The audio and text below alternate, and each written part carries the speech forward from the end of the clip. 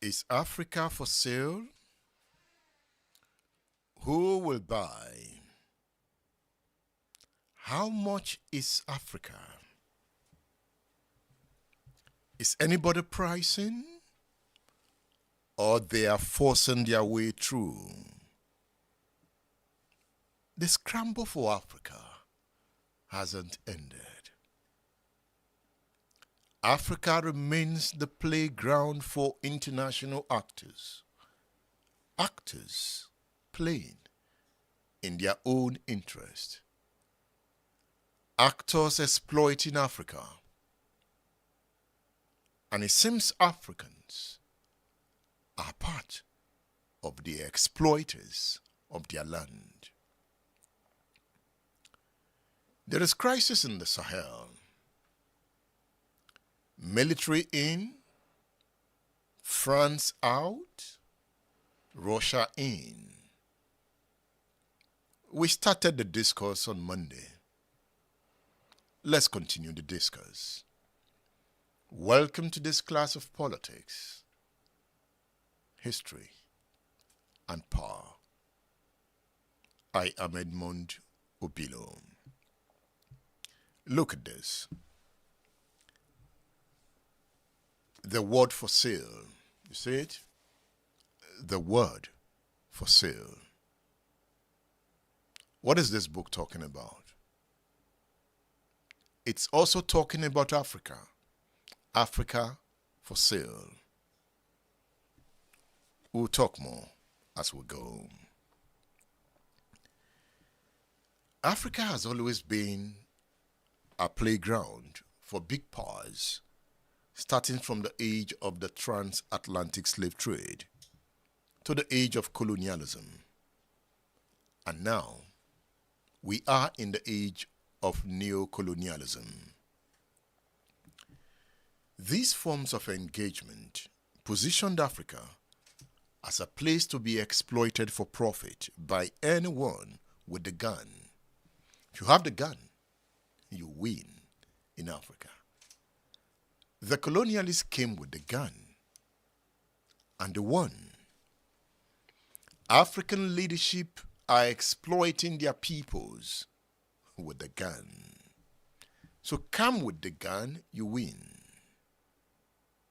And somehow, in the West African sub-region, it seems governments can only negotiate with you when you come with the gun. So what is the implication of that kind of mindset? You have men and women with guns in different parts of Africa trying to negotiate with their governments. Some have called it insurgency. Some have called it Islamic militancy. Some are bandits. Some are unknown gunmen. The most important thing is that they have the gun and they are making impact. You then ask, where are the intellectuals with the brain? How come they are not making that determined impact? It's until the brain is stronger than the gun that the African will attain sustainable prosperity. Take note of that as we navigate our way through the complexities of politics in Africa. So the first, second, and unending scrambles for Africa define Africans as a people incapable of enlightened thinking for their own advancement. One would think that years after political independence, African states would evolve their people in mind re-engineering to win them of the extortionist character that caused its fall during slavery and imperialism. No, the continent remains bogged down by tendencies that keep it as the weeping child of the world. You know why? African countries will always beg for loan, beg for Western support, beg for arms, beg for food. Somehow, we have to make things right. In the age of the African would make things right. So by this tendency in Africa, Africans remain in the revolving circle of poverty. Africans suffer from poor governance. We talk of wars and military coups. These are the factors that make Africa the playground of the world. Let's, for instance, reflect on the recent military coups in West Africa. We will use them to understand why the big powers, like the United States, France, Russia, China, will not let go the resources of the continent. In 2022, that is December to be precise, Ghana's President Nana Akufo-Addo gave a revelation which to some of us is not really a revelation because it's something we know. So he told the world in the United States that Burkina Faso had seeded a mine with gold reserves near the border with Ghana to Russia's Wagner Group in return for security assistance against jihadists. You know, that statement by the president of Ghana speaks volume of the security crisis ravaging the subcontinent. Wagner's group's presence in Burkina Faso is distressing, said Ghana's president, Nana Akufo-Addo.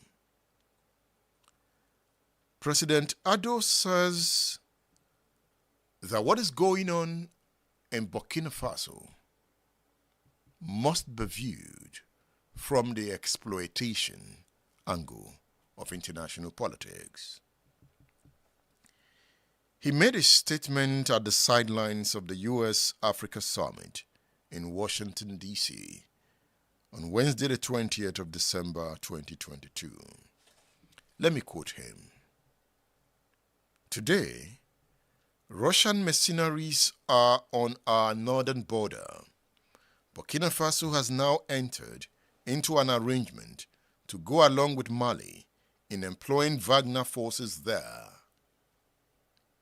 That is Nana Akufo-Addo speaking. Having been confronted by this revelation, what did Burkina Faso do? Burkina Faso's military authorities, led by Captain Ibrahim Traoré, summoned Ghana's ambassador to Burkina Faso to explain the position of Ghana's government. Burkina Faso's government also recalled the Burkinabe ambassador in Accra for consultation over comments made by Ghana's president. Since assuming power in September 2022, after military insurrection that removed another military president, Lieutenant Colonel Paul Henry Damiba, radical changes are being implemented in Burkina Faso to steady the country. You would ask, how far has Traoré gone? Let's look at what happened in Burkina Faso. That will give us a broader outlook of what is going on at the moment. And it will help us understand white protesters in the north flew Russian flag during the recent nationwide protest. It will offer us an opportunity to reflect on the implications of the flying of Russian flag on Nigerian soil during that protest. It will also give you the opportunity to say, what will come? What is coming in Nigeria? You might also want to ask, is President Tinubu taking reactive or proactive steps to check what is coming? It's a battle against France by some Sahel countries. And President Tinubu is always in France. At the moment, the president has jetted out to France. And we are seeing a struggle in West Africa being championed by Russia through the Wagner Group. The Wagner Group has been reformed. I'll tell you about that as we go on. Should we say Nigeria is on the side of France? And why Russia is on the side of the alliance of Sahel states? So are we seeing that battle between the allies of France and the allies of Russia in the Sahel? As we go, we'll use the opportunity to create broader understanding. When Blaise Compaoré was removed in the Burkinabe Revolution, a somewhat transitional government led by Roch Marc Kabore was installed. But Roch Marc Kabore, on the 23rd of January 2022, was overthrown by the military. The military cited the failure of his government to check rising jihadist insurgencies that have caused the displacement of more than 1.5 million Burkinabes. The coup leader was Lieutenant Colonel Paul-Henri Damiba. He led the military back to power after soldiers called for adequate equipment to fight terror groups linked to Al-Qaeda and Islamic State in Burkina Faso. The jihadists, in November 2021, attacked a military base in the north of Burkina Faso, and about 49 soldiers were killed. This provoked the military, and they organized a purge to take their destiny in their hands. When the military came, they suspended the constitution, dissolved the National Assembly, and closed the country's borders after the takeover. By the coup, Burkina Faso joined Mali and Guinea as military states in West Africa. Having acquired power, the military did not go far enough to mobilize resources to check the rising insurgency that has troubled Burkina Faso since 2015. And it was one of the reasons a revolution was launched against Blaise Compaoré. So when Damiba could not check the situation, he was overthrown by a segment of the military And that was what brought Captain Ibrahim Traoré, the 35-year-old president of Burkina Faso. By September this year, Traoré must have spent 2 years as the military leader of his country. Poor governance and unprecedented corruption is also at the heart of the present political instability in that country. But I want to ask, do the military have the capacity to check the rising insurgency? These are questions, Traoré, we have to answer for us to understand what is going on in Burkina Faso. Meanwhile, since taking over in September 2022, Captain Traoré has struggled to contain Islamist militants operating in his country. So some have said this deal with Russian mercenaries is a way of clawing back the gains being made by jihadists who have occupied large part of Burkina Faso and have displaced millions of persons. Captain Traoré came to power on the back of a promise to win back territories from the jihadis and to hold democratic elections in July 2024. So nobody's talking about election now. July 2024 is gone.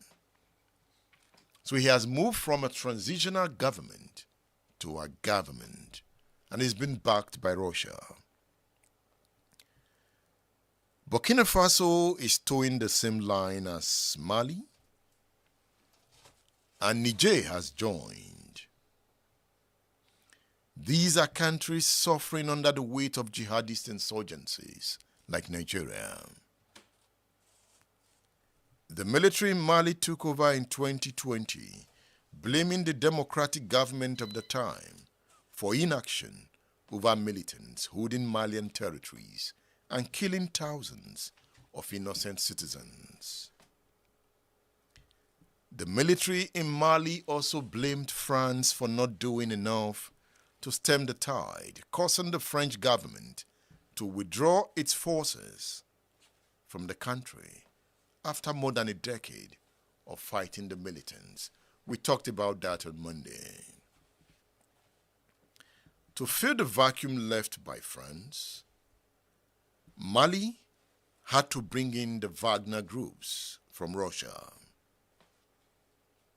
Both countries have already cut long-standing security ties with France. So what happens next? Taking out France, is it enough? What does Professor Tunde Adeniran think? Is it enough to take out France? Tunde Adeniran is the author of the book Africa's Security Challenges in the 21st Century. If you read his book, you would understand the argument he makes in this interview. So this is a book I'm recommending to you in this class. Africa's Security Challenges in the 21st Century. It's a book that gives you clear explanation of what is going on at the moment in the West African sub-region. Reading books like this opens your mind to the challenges of the time. Professor Tunde Adeniran is a former minister of education in Nigeria. He is on State Affairs. State Affairs with Edmondo Bilo is live. Prof, let's come to West Africa. Recently, there were military coups in Mali, in Niger, in Burkina Faso, Guinea. in Guinea. And one victim of these coups is France. It seems France has been kicked out of Mali, out of Niger, and Burkina Faso. Is that the right action you are calling for? I'm calling for much more than that. It is not enough just to kick out a colonial master, which is the common language used for that and so forth. Those who have been pauperizing Africa, those who have been holding Africa hostage and preventing us from developing. It must go beyond that to have consistency in terms of being able to galvanize people toward development, being able to unite the people. You do not kick out an external, power intruder that had come to dominate, that had come to enslave, and then subject yourself to new internal colonialism. In other words, you do not create an avenue whereby sub-ethnic groups or some ethnic groups now assume the role that used to be played by those external powers. You have to create a common ground. You have to make people believe in common goals, in nationhood. You have to be able to mobilize support from ethnic loyalties to a national common goal. In other words, you build a nation out of the various sub-ethnic groups and ethnic nationalities that you have by making sure that there is fairness, there's justice, there's equity, and above all, there's a rallying goal agreed to. The values that we have in Africa are so ennobling that should be used as a common factor to get all of us together, to move all of us together, no matter what part of the African continent. It's a common thing all over. State Affairs with Edmondo Bilo is live. That's Professor Tunde Adeniran speaking there. Tunde Adeniran specializes in international relations and strategic studies.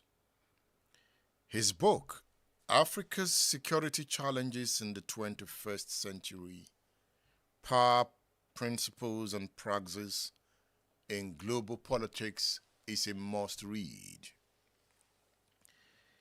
He makes the point that African states appear to be under the spell of insecurity and underdevelopment due to the scourge of conflict compounded by increasing political disorder, economic downturn, and dysfunctional socio-cultural and political structures in the face of global transformation and compelling demands to meet the challenges of change.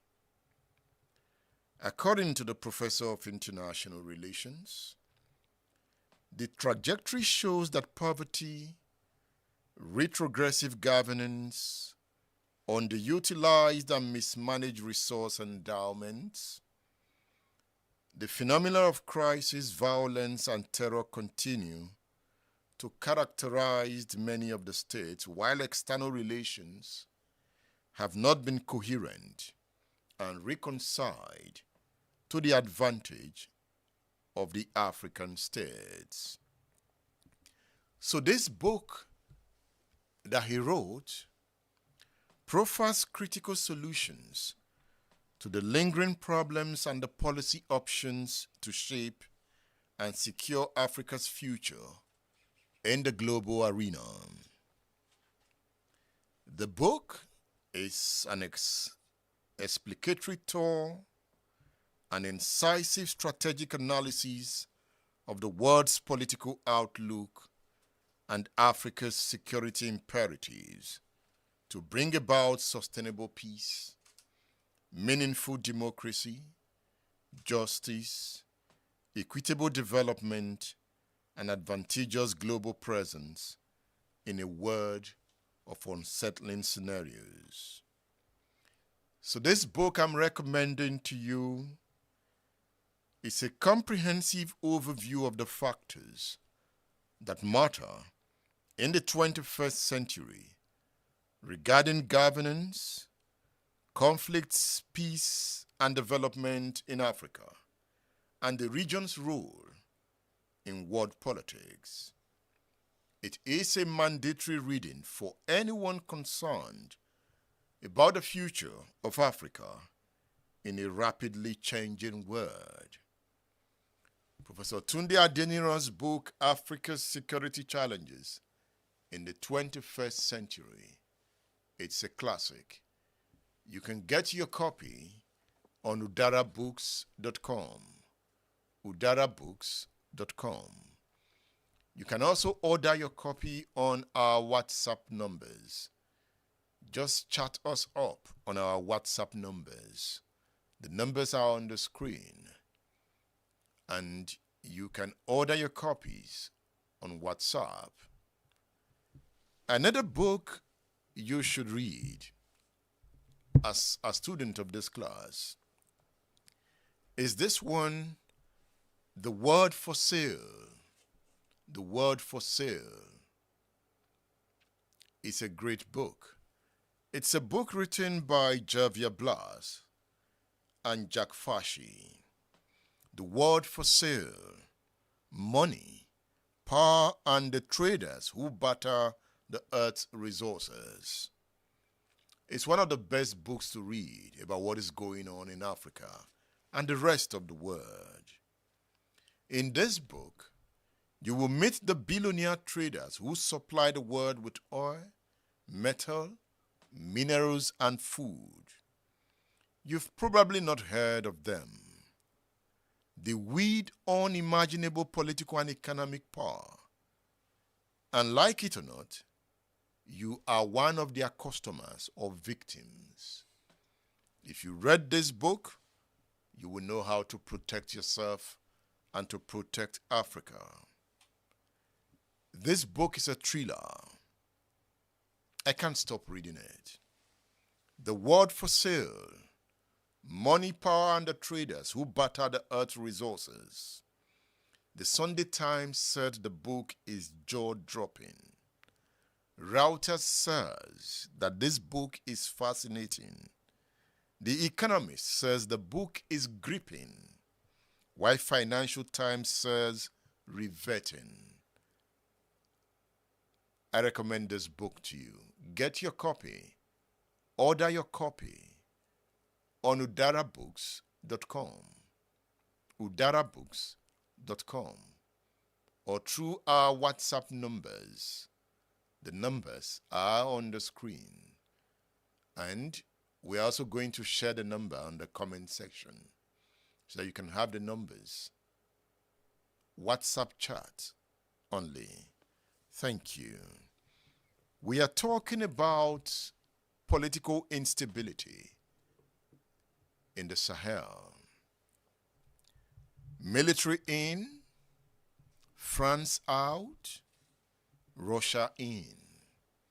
We started this discourse on Monday, and it is a comprehensive discourse, and we are going to run with it as we go. You've listened to Professor Tunde Adeniran, who says that chasing France out of Burkina Faso, Mali, Niger is not enough. And I agree with him. It is not enough. Now, I just talked about the word for sale. Money, power, and the traders who barter the earth's resources. What role is the African playing in this bartering of the resources of Africa? So at this point, let's bring in Professor Chibuzo Nwoke, who talks about Comprador elements. This is a lecture delivered in 2013, an inaugural lecture delivered by Nwoke. In that lecture, he was talking about mineral resources in Africa. That was before Russia began to make serious incursion. But at that time, France and other countries were already exploiting resources in Africa. So Professor Onwoke talks about Comprador elements in Africa. State Affairs with Edmondo Bilo is live. In the transition from colonialism to flag independence in Africa, the colonialists had nurtured comprador, which are intermediary elements within the ruling class, to whom political power was later transferred in the neocolonial period. Comprador is the Portuguese word for buyer. The cadre of professional intermediaries who dealt with the foreign trading houses in the coastal enclaves during colonialism were dubbed comprador elements by the Chinese Marxists. The term neocolonial indicates that in the transition from colonialism to flag independence, political power was transferred to regimes based on the support of social classes linked very closely to the foreign interests that were formerly represented by the colonial state. As the term is used here, Comprador describes those professional intermediaries who organized the access of foreign mining companies to Africa's minerals in the neocolonial period. In this respect, Nigerian middlemen, for example, constitute comprador elements within the Nigerian ruling class, with its representatives occupying government and business positions and controlling the state. It is these intermediary elements who are closely linked to the very foreign interests that formerly controlled the colonial economy that today superintend over the pillage of Africa's vital resources by Western transnational corporations. Because imperialism relies on the collaboration of local ruling strata, profound political and social changes within the mining countries themselves are required before the African people can gain control of their mineral resources. State Affairs with Edmondo Bilo is live. Yes. What a lecture. Deep lecture. Someday I'm going to upload that lecture. It's about 1 hour, 20 minutes lecture. Deep. Sadly, Professor Chibuzo Onwoke is no more. He died in 2022 at the age of 80. But I can't stop reading his lecture. So he has told us about comprador elements. Comprador elements in West Africa. In Africa. And if you read the book, The Word for Sale, you would understand the point Onwoke makes. And one book that clearly defines the comprador element is this one entitled Dictator Land, The Men Who Stole Africa. The Men Who Stole Africa. Dictator Land, The Men Who Stole Africa, the comprador element. It's a book written by Paul Kenyon. We'll talk about the book later. So how do we check these comprador elements backed by foreign influences? How do we check them? Look at this point. At the moment, Russia is offering governments in Africa a regime survival package in exchange for access to strategically important natural resources. This means adjusting mining laws in West African countries in its favor, by implication, displacing Western companies. Russia had used the Wagner mercenary group to pursue its objectives in Africa before the leader of the group, Yevgeny Prigozhin, attempted a failed coup in June 2023 by marching on Moscow. He did that calling for the removal of the defense minister and head of the general staff of Russia. But why he did that, perhaps he didn't understand that he was threatening President Vladimir Putin. His fighters were crucial to Russia's invasion of Ukraine. I'm talking of Yevgeny Prigozhin, the dead leader of Wagner. So within weeks of launching what looked like a coup in Russia, within weeks of daring Russian leadership, Prigozhin was killed along with much of the Wagner leadership in what looked like a planned plane crash. The plane crashed and they were all gone. You dare Putin in his territory?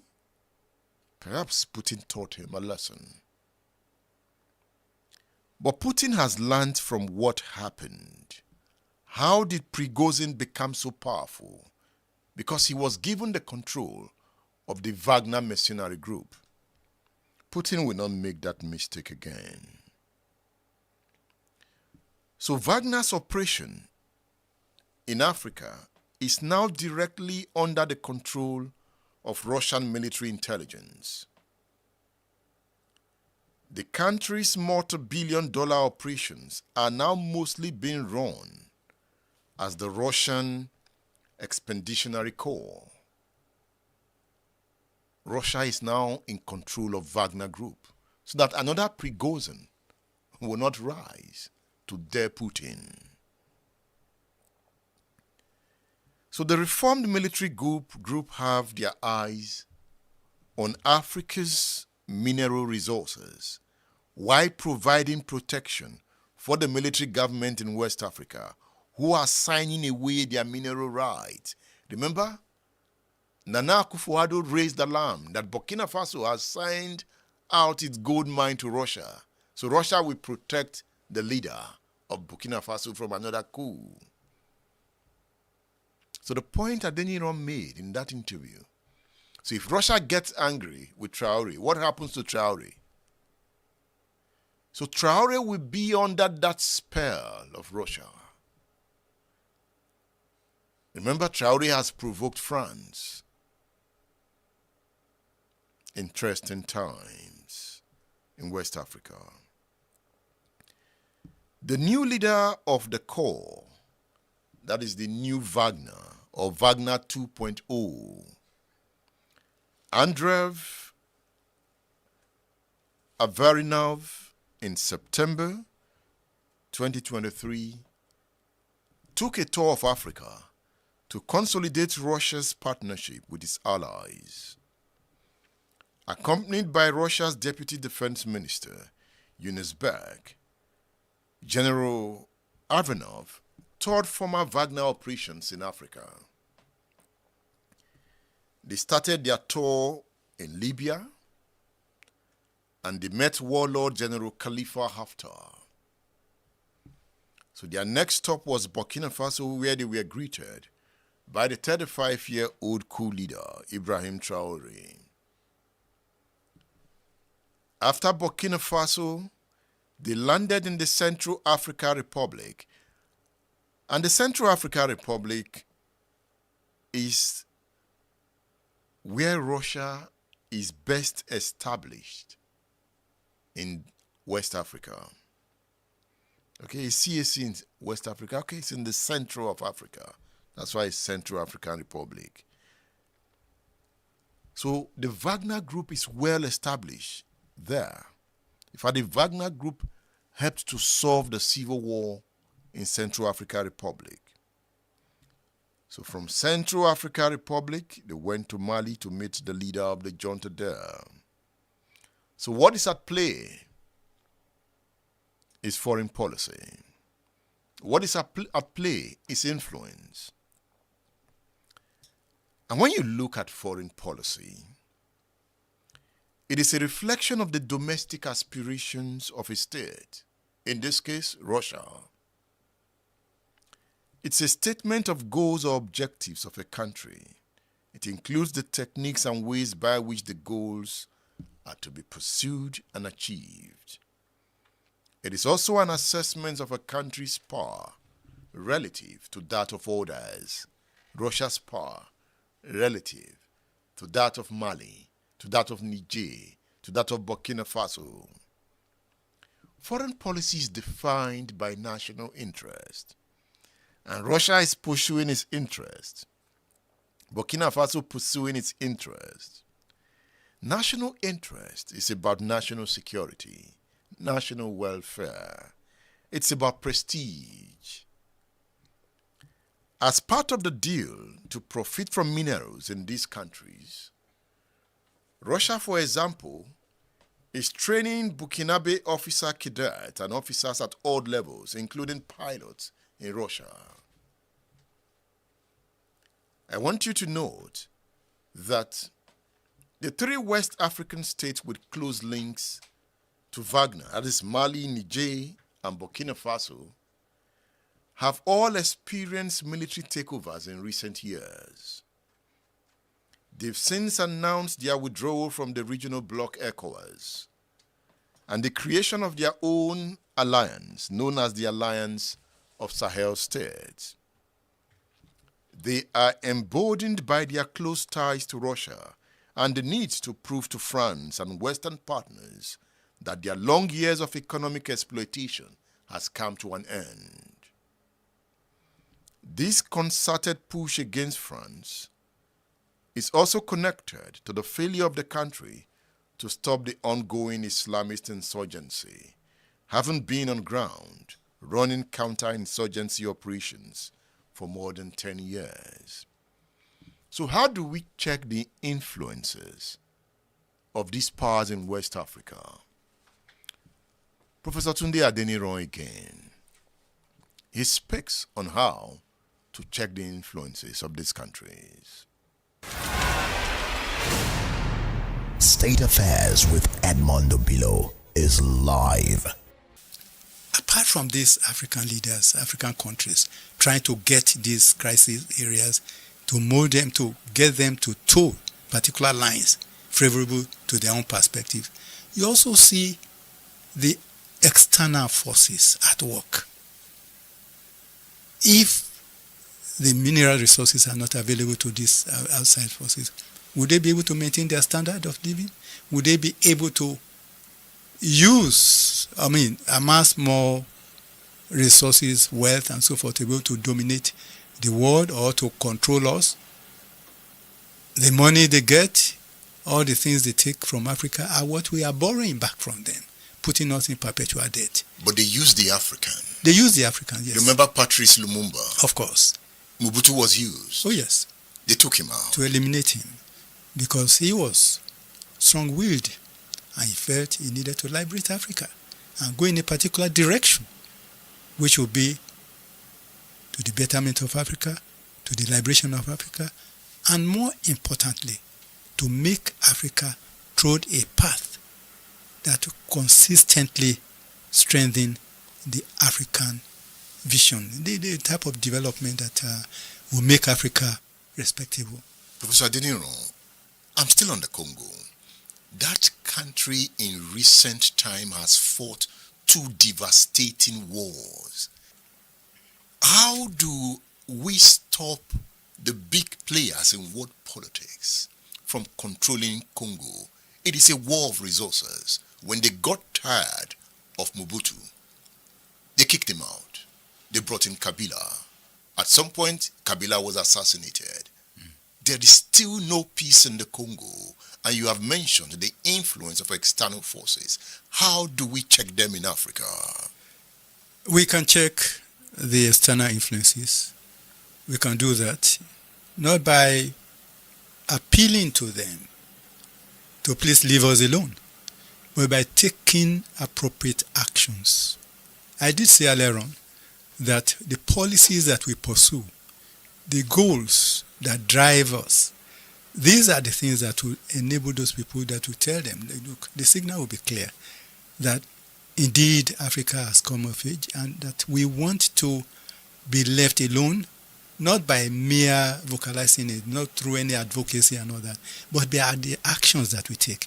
Those actions will checkmate them. In other words, we have to be able to secure ourselves. But there must be security, internal security. There must be stability.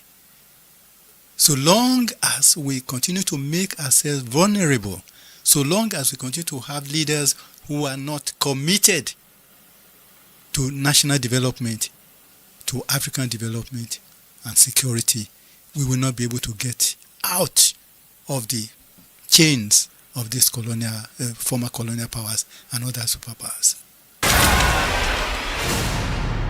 State Affairs with Edmondo Bilo is live. Yes, Adeniran speaks there. Let's look at this book.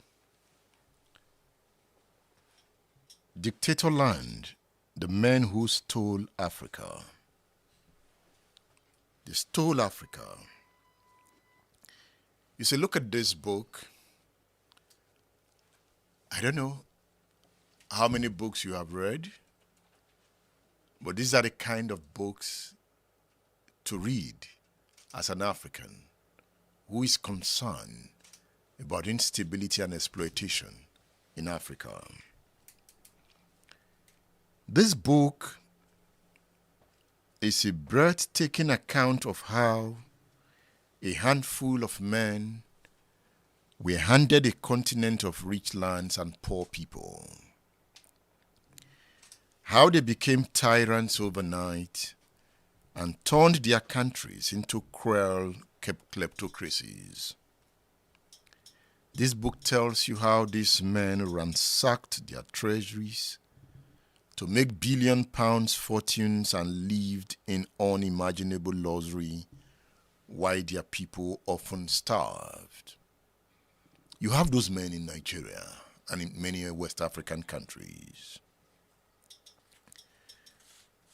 According to Frederick Forsyth, Port Kenyon in this book narrates a jaw-dropping tale of greed, corruption, and brutality.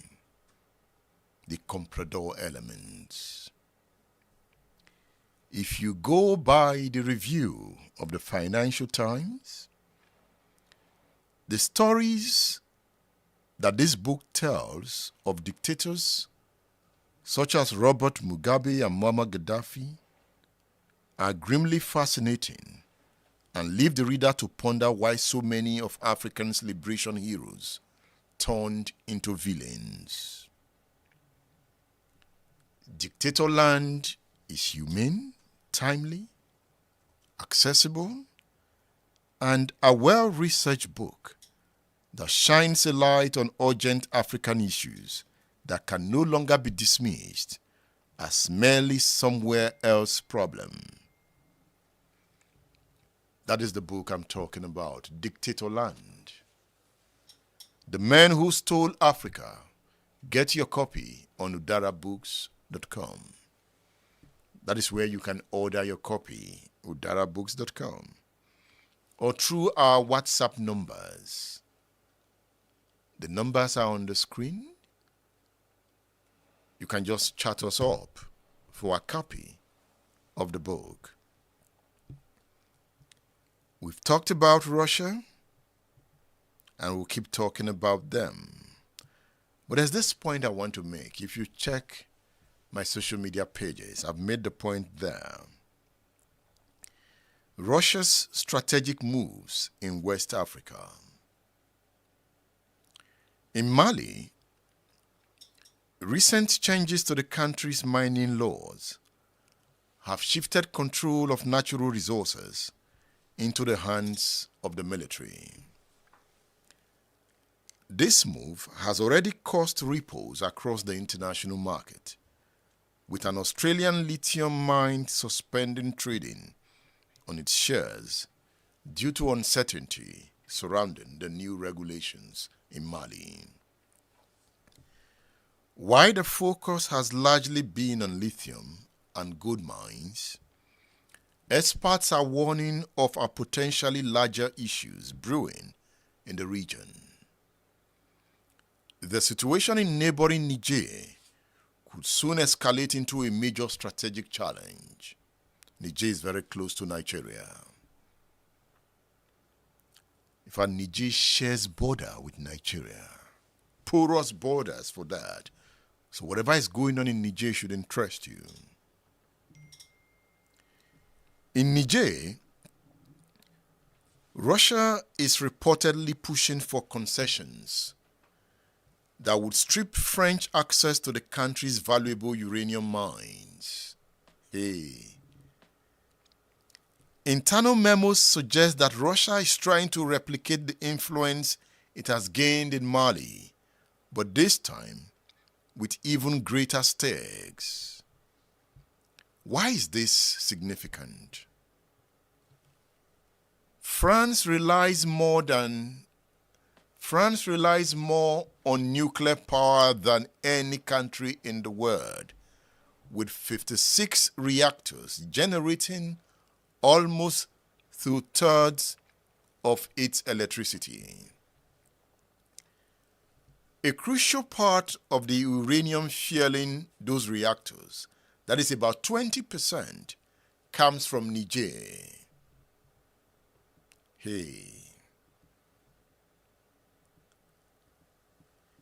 If Russia were to gain control of West Africa's uranium supply, Europe could once again find itself vulnerable to Russian influence, a situation often referred to as energy blackmail.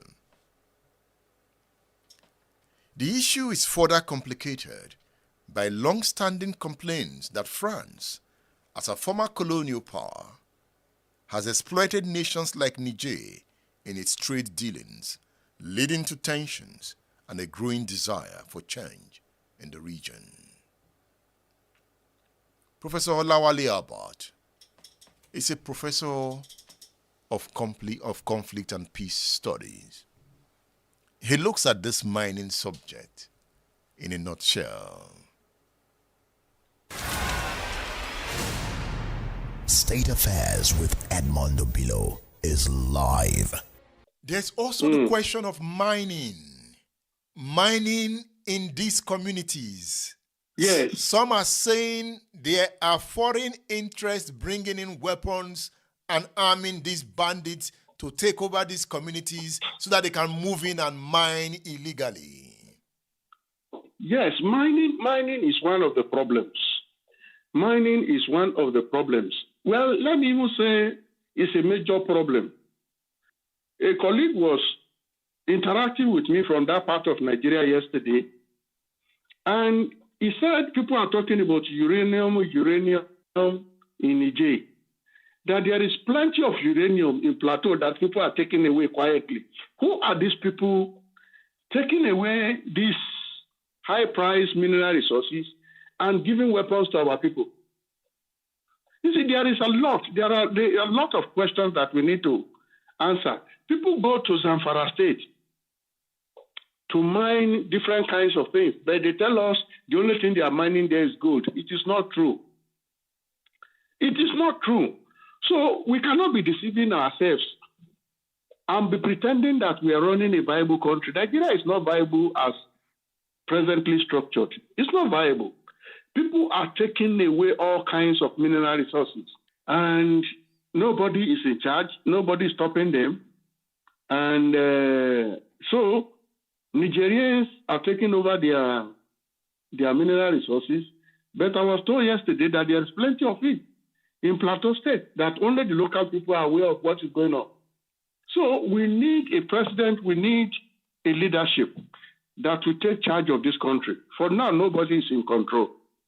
So the president needs to come out quickly to share his security management policies with Nigerians and to charge all our security agencies to go after those making the country ungovernable. That is the only way out. State Affairs with Edmondo Bilo is live.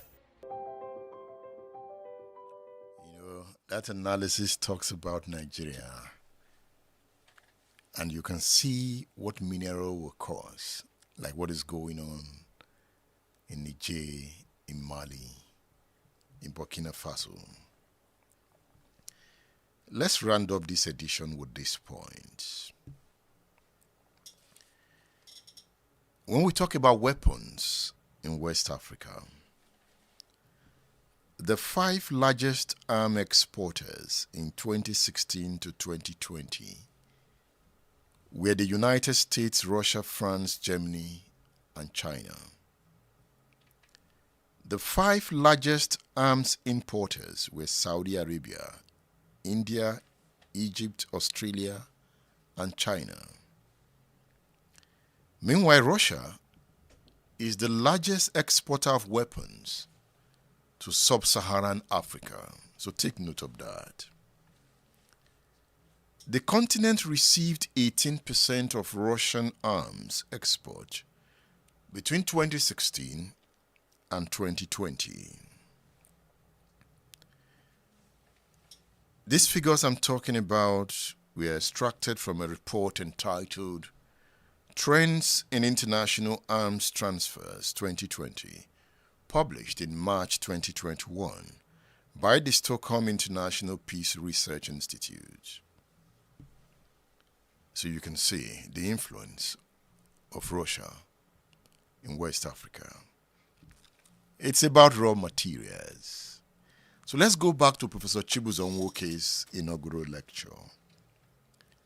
Here he talks about Africa's raw material.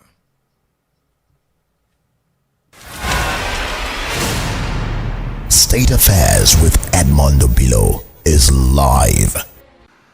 From Kwame Nkrumah, from his work on neocolonialism, the last stage of imperialism, I have a favorite quotation for understanding Africa's resource endowment problems, not as a curse, but properly in the context of the organization and functioning of the world capitalist economic system and the specific role forcefully assigned to Africa in that system as a supplier of raw materials. And this quotation goes as follows. Africa is a paradox which illustrates neocolonialism.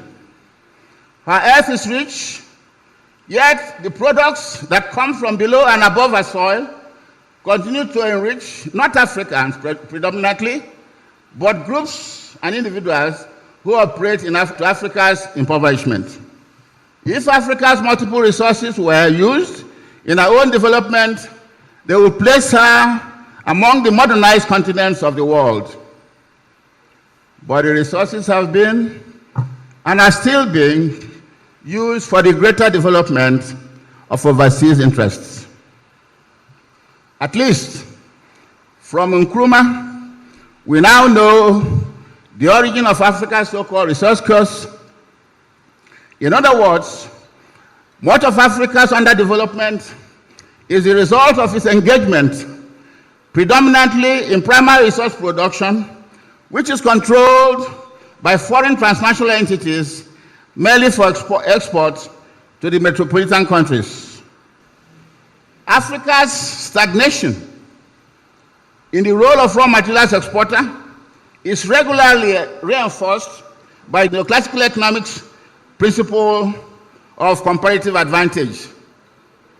And within the world trade regime, despite its mantra of trade liberalization, every effort is made through Western protectionism to discourage attempts to process and add value to Africa's raw materials exports.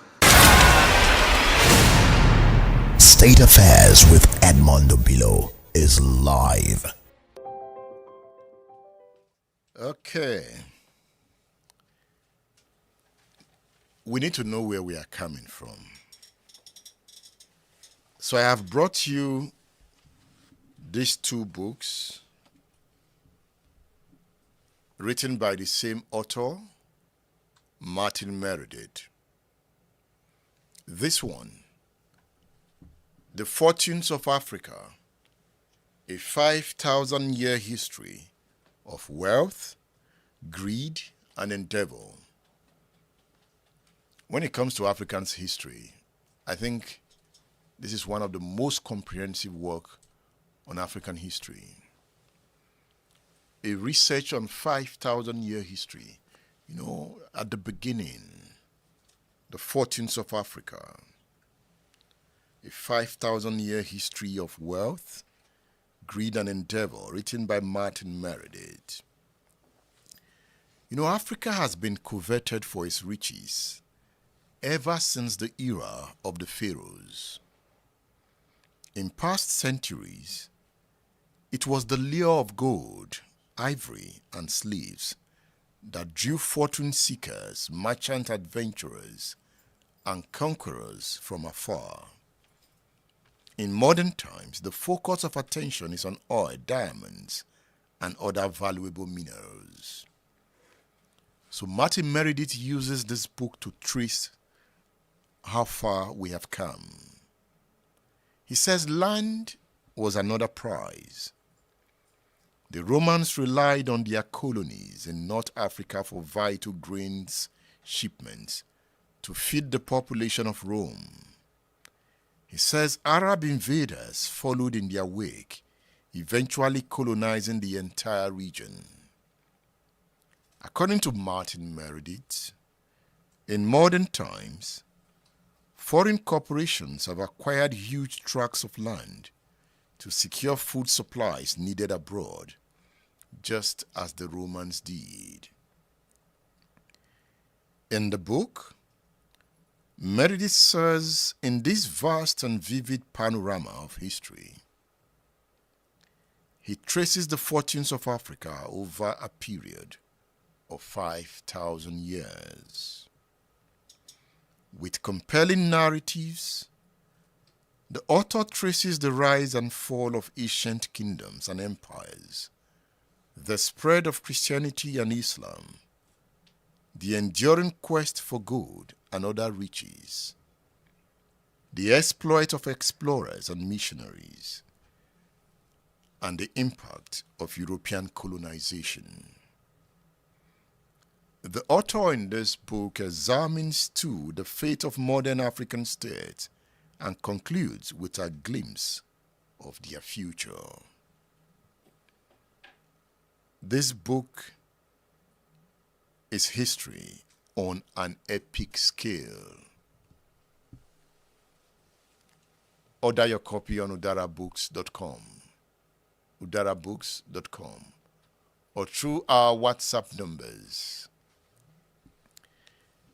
A follow-up on this book is this one, entitled The State of Africa, A History of the Continent Since Independence.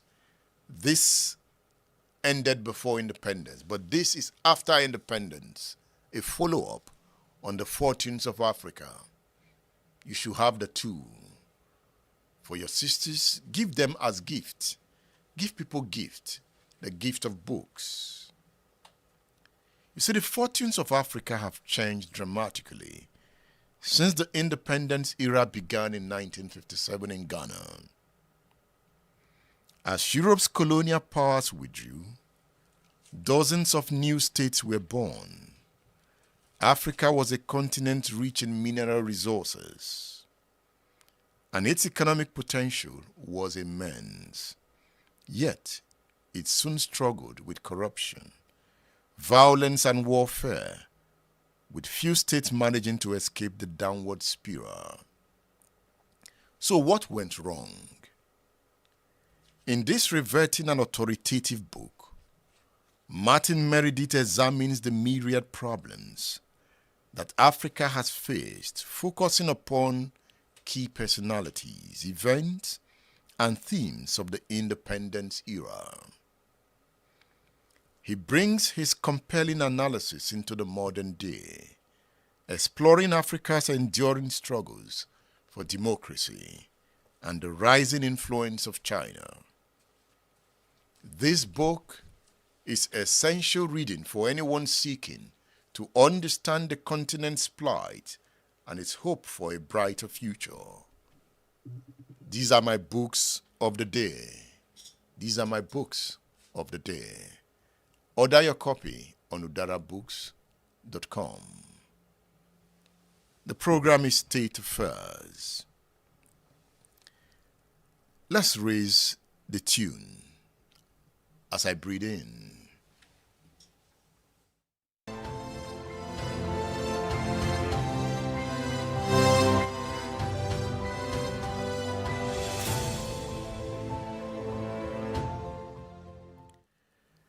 So let me round off on this note. Despite Western governments defining Russia as a major security threat, challenging the very foundations of democracy and the rules-based international system, African leaders hold strong to their belief that there is something good in Russia. Remember that Senegal's immediate past president, Macky Sall, had in June 2022 flew to the Russian Black Sea resort of Sochi to discuss with Russian President Vladimir Putin on how to free up the obstacles that were curbing needed food exports from both Russia and Ukraine. During the same period, South Africa's President Cyril Ramaphosa called Russian President Vladimir Putin to discuss deliveries of Russian agricultural products and fertilizer to Africa. Meanwhile, official Russian security and military deals in Africa are actually being reinforced as I speak. Cameroon's Defense Minister Joseph Betty Assomo was in Moscow in May 2022 to join his Russian counterpart, Sergei Shoigu, in signing a 5-year military cooperation agreement. This embraces intelligence training and sharing of expertise in tackling terrorism and maritime piracy. Cameroon is facing security challenges on two fronts, while his government combats the Nigerian-based Boko Haram and the Islamic State West African province, ISWAP, in the far north region. That country is also engaged in a lengthy struggle to suppress the separatist rebellion in the country's two English-speaking regions, that is the southwest and the northwest. In all this, Cameroon needs Russian support. In Central African Republic, Wagner has been training the army since 2018, and his men helped government forces repulse a rebel assault on the capital, Bangui, in early 2021. Russia remains active. This is an ongoing class. But for today's class, we have come to the end. I'll tell you more in subsequent classes. I am Edmondo Pillow. Thank you for being there.